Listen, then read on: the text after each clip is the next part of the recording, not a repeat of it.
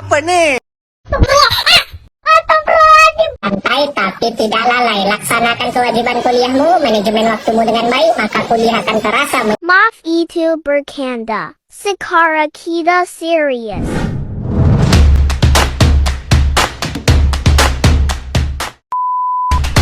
Dea Husnul, Rizky Nur, Fadia Arifah, Afriani Hartati.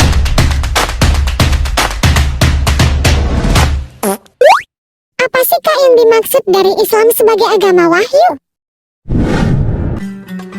Islam sebagai agama wahyu merupakan sumber pedoman hidup bagi seluruh umat manusia. Oleh karena itu, seluruh aktivitas yang dilakukan dalam bidang ekonomi Islam menggunakan metode dari sumber-sumber hukum Islam yang berupa Al-Quran, Sunnah, Ijma, dan Ijtihad. Kehadiran Islam sebagai agama wahyu yang terakhir dimaksudkan untuk meluruskan penyimpangan dari agama-agama sebelumnya. Islam juga sekaligus membenarkan prinsip-prinsip agama lain seperti mengesahkan Allah di bidang akidah, sholat, puasa, dan ibadah lainnya. Hanya saja berbeda dengan cara pelaksanaannya. Inilah keistimewaan Islam yang diturunkan kepada Nabi Muhammad SAW yang sangat terbuka untuk seluruh umat manusia tanpa membedakan warna kulit, bangsa, dan profesi.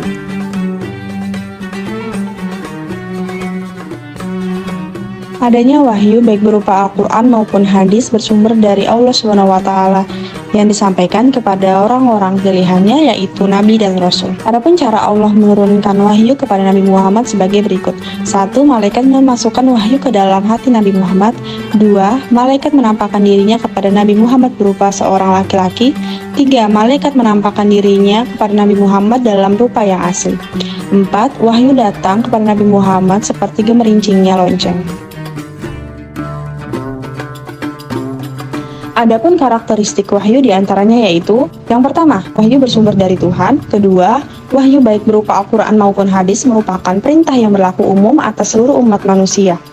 Yang ketiga, wahyu itu berupa nas-nas yang berbahasa Arab dengan gaya ungkap bahasa yang berlaku. Yang keempat, apa yang dibawa oleh wahyu itu tidak ada yang bertentangan dengan akal, bahkan ia sejalan dengan prinsip akal. Yang kelima, wahyu itu merupakan satu kesatuan yang lengkap dan tidak terpisah-pisah. Yang keenam, wahyu itu menegakkan hukum menurut kategori perbuatan manusia, baik berupa perintah maupun larangan.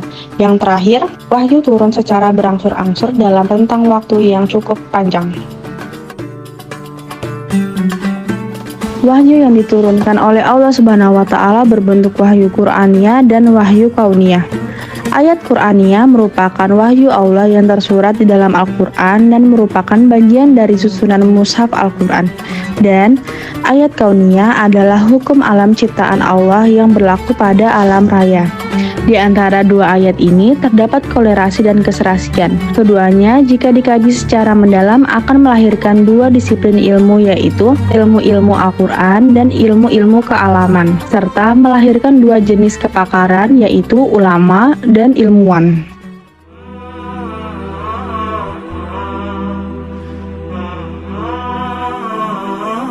A'udzu billahi minasy syaithanir rajim.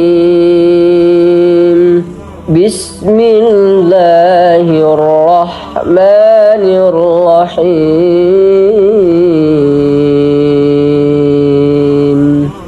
Laqad manna Allahu 'alal mu'minina idh ba'atsa fihim rasulan min anfusihim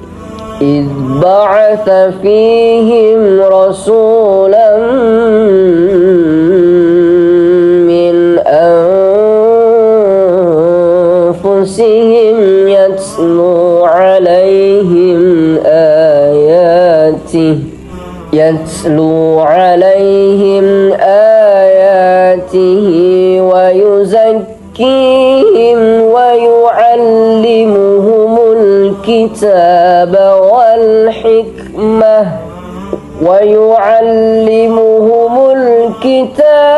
والحكمة وإن كانوا من قبل قبل لفي ضلال مبين.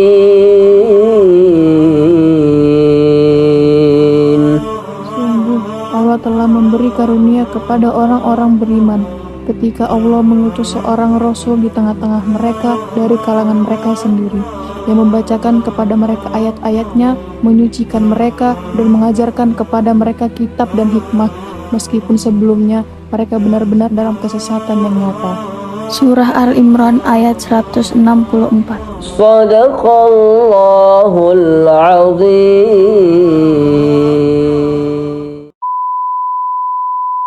Jangan cuma begitu sulit lupakan Rehan, tapi juga begitu sulit lupakan kami yang akhiran. Sekian dari kami, mohon maaf jika ada kekurangan karena kesempurnaan dari Tuhan dan kesalahan dari setan. Kita hanya korban. Assalamualaikum warahmatullahi wabarakatuh.